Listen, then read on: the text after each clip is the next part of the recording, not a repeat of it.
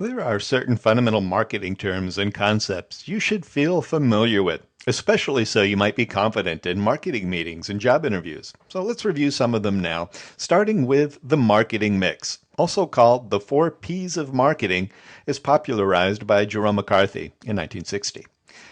And the first P is product, which stands for the goods and services you offer, whether it's bottled water or car insurance or even education.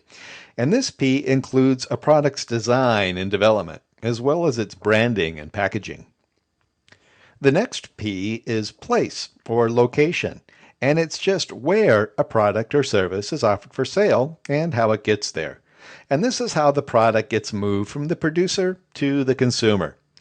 Thanks to interactive media, place is now actually everywhere. You can order pizzas and plane tickets, books, music, even college courses from wherever you are on the planet. And price determines at what charge a product or service is offered for sale to the customer. This establishes the level of a company's profit as it sells the product. Price has also been impacted by interactive media. You can now simultaneously compare the price of a given product or service between any number of vendors, such as when you purchase an airline ticket. And promotion. And this is how you let the consumers know about your product or service for sale. And this is done through advertising, personal selling, sales promotion, direct marketing, and other forms of publicity. Now, we could readily say these 4 Ps are old school marketing, deeply rooted in 20th century and earlier eras of thought. But if there is one shift that sums up the modern 21st century marketplace, it's that now the consumer is super empowered through instant access to information and competitors' prices and even sharing reviews with one another. So the traditional 4 Ps may well benefit from a rewrite according to a customer's perspective with the new 4 Cs of marketing. And all we're going to do is take the old P principle and transfigure it to a consumer vantage point. For example, customer value. And that's how a product benefits a customer from the buyer's point of view. And cost to the customer. And this covers price plus the other customer's costs, such as time spent traveling to a store or the shipping charges for a product bought online. Convenience for the buyer, or how easy is it for the customer to find information about a product or service as well as purchase it. And communication. And this is now a two-way dialogue or conversations with multiple people as a customer makes a purchasing decision. And positioning and targeting. These are two of the most important aspects of marketing, so much so that they weave throughout all the other Ps and the Cs. And positioning is simply your differentiation from competitors, or how different are you from everybody else, as well as your value proposition, or just what value do you have to offer. And product dimensions, and that means just what all does your product do. And some sample positions may be, are you the newest or the best, the most convenient, the cheapest, the best value, the coolest, the most prestigious, or do you offer the most features? For example, how do you position yourself as a person? Are you smart, hardworking, skilled? Do you make the lives better for the people around you? Now that may be your position, for example, as you try to appeal to possible employers or even a potential mate. And targeting simply answers the question, who are you positioning your product for? And this can also be measured in terms of demographic segmentation, which we'll consider in a moment. Now, value proposition and product dimensions answer the question of just what do you do and what are the various dimensions of your product. For example, for many years, the big toothpaste battle was between Colgate and Crest. Colgate promised white teeth. Crest featured the American Dental Association seal of approval as a top cavity fighter. Well, then along came Close-Up, which offered a gel that claimed Not only will we make your teeth cleaner, but we'll make your mouth taste fresher too. And their slogan was "Get a little closer with close-up." It was a great proposition, and they won a big chunk of the toothpaste market. Well, soon Colgate and Crest jumped in with their own gels.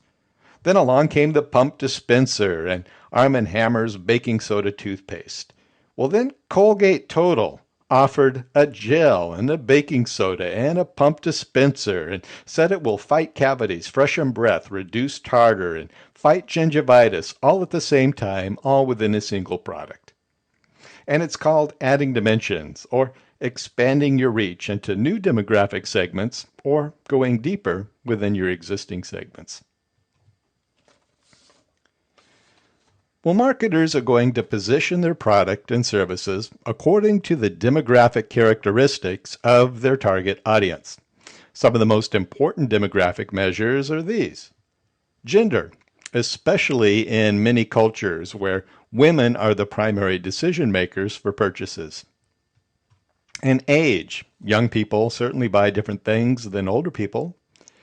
And income, especially considering disposable income, which can be important for the sale of non-essential items or even luxury purchases such as travel. And education.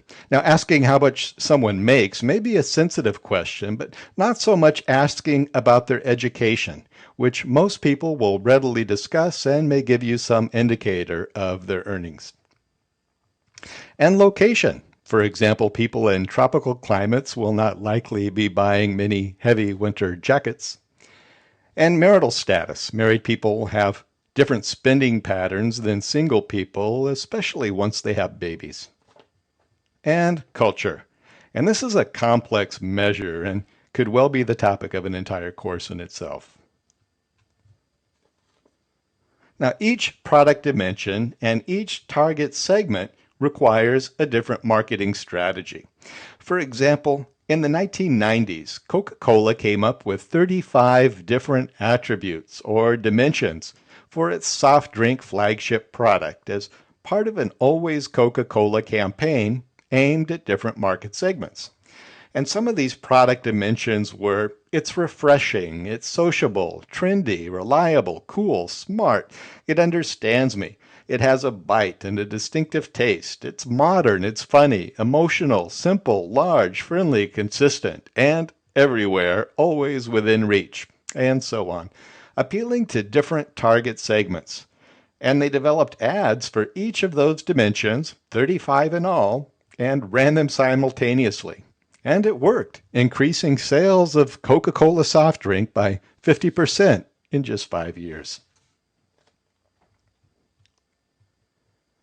Now, Philip Kotler, who's the dean of marketing textbooks, says that if you nail positioning and targeting, all the rest of your marketing campaign will fall into place. And I'd suggest if you just nail targeting, then even position will fall into place on its own. Let's say I segment my market to a target of 1, which is you. And if I know your happiest memory, if I know what scares you in the middle of the night, if I know what makes you feel safe and cherished, and if I can make you feel that no one in the world matters to me more than you do, well, then I might well win your loyalty, simply based on the position that I know what you need and I can meet it. And the moral of the story is know your audience, know your target, know your people, first and last. We all know what a brand is. Here's the textbook definition. A brand is any name, term, sign, symbol, or design intended to differentiate the goods or services from one seller with those of another. Some of the top global brands are Coca-Cola, Sony, Mercedes-Benz, Disney, Nestle, Toyota, McDonald's, Microsoft, Pepsi-Cola. Sergio Zyman is the former chief marketing officer for the Coca-Cola Company, and he says the whole reason for creating a brand is to get consumers to identify a number of desirable qualities and traits with your specific product. And what he's saying is a brander's goal is to create a relationship with your customer so their life feels more complete because you're in it. And I love this quote from a Chicago mutual fund manager. He says, Harley Davidson is maybe the best brand name in the United States. Now, Coca-Cola is a pretty good brand name, but people don't tattoo it on their bodies. And how many brands get permanently etched on people's skin? Well, here's a good example of how brand value can be measured. It's the premium people are willing to pay to be associated with a specific brand's products. For example, a Mickey Mouse ball will cost you $3.95, whereas a Jack in the Box ball will only cost you 99 cents, and they're often thrown in free as special promotions. Well, we pay more for the Mickey Mouse ball, not because it costs more to make or has a higher intrinsic value, but because we are willing to pay extra to be associated with a brand we love more than another. And just one final term to consider. Now, I have a background in television news, and we always talked about audience share back when there were just three big contenders among the national networks, ABC, CBS, and NBC. And how the pie was divided between those three was considered our market share. And the concept applies to other competitors within a given product or service category and simply answers the question, how big is your piece of the pie? So here's a quick summary of some key marketing concepts. There's the marketing mix, including the facets of price, product, place, and promotion. And the 4 C's of consumer-side marketing, which are cost, customer value, convenience, and communication. Important to consider as you find your way in the 21st century marketplace. And positioning and targeting, answering the fundamental questions of what you have to offer and just who you're offering it to. And value proposition, or the benefits of what you have to offer. And product dimensions, or the different aspects of your product or service. And the demographic segments you may specify in your market campaign, especially the 3 key segments of age, gender, and income. And brand value, or how affectionate people might feel towards your product or your service. And market share, or simply how big is your piece of the pie. And there you go. It's hardly a comprehensive list or analysis of the terms and concepts, but it's a good launching point as you move ahead in your studies of marketing.